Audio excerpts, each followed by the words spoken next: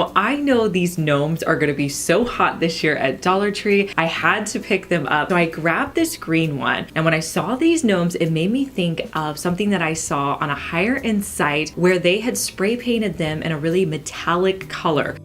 So I went to Walmart and grabbed a metallic silver spray paint, and I just sprayed my gnome with 2 coats of this spray paint. Now, just by changing the paint on it, I really feel like it's elevated it and made it look more high end.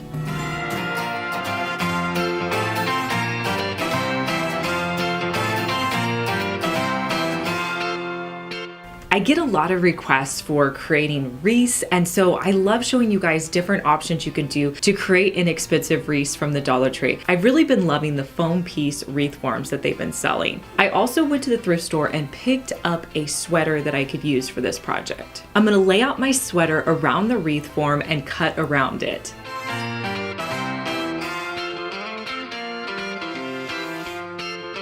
Next, I'm gonna cut out that center portion.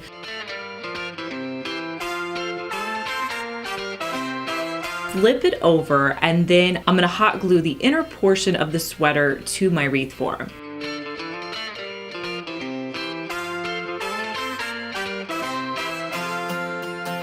Then I'll hot glue the outside, cutting off any excess.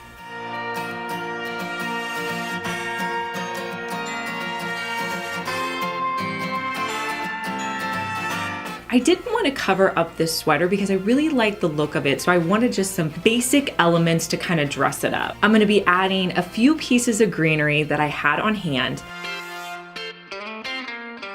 I also picked up some blue picks at Hobby Lobby.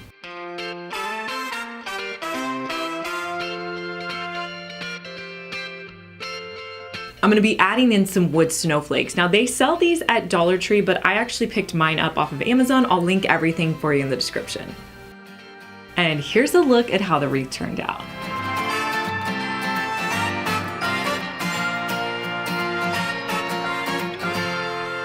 Now, ombre has been popular for a while now, and I wanted to try my hands at creating an ombre tree. So I grabbed 2 white trees from Dollar Tree. I also had another white tree from Target that I'm gonna be using as well, but really you could use any tree that you have on hand. You could even use like a larger tree if you wanted to. And I also grabbed 2 shades of spray paint. So I'm gonna start by spraying the middle section, which is gonna be kind of my transition color. And to do that, I just held my trees and spray painted it. Now, I made the mistake of not wearing a glove, so make sure you put a glove on your hand so you don't get spray paint all over your nails and your hands. You want very little spray paint. Don't go overboard with this. Then you can immediately go in with your darker shade. You really don't have to wait for this to dry. And then I'm just gonna spray my darker shade to the bottom.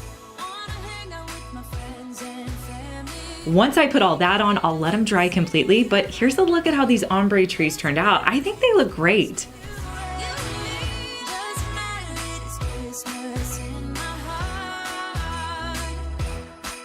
Hey guys, I'm Liz, and you're watching my second DIY channel where I post daily DIY videos. You may be familiar with my main channel, Liz Fenwick DIY, but I'm glad that you found me over here on my second channel. Make sure that you're subscribed so you just get notified every day when I post our daily DIY video.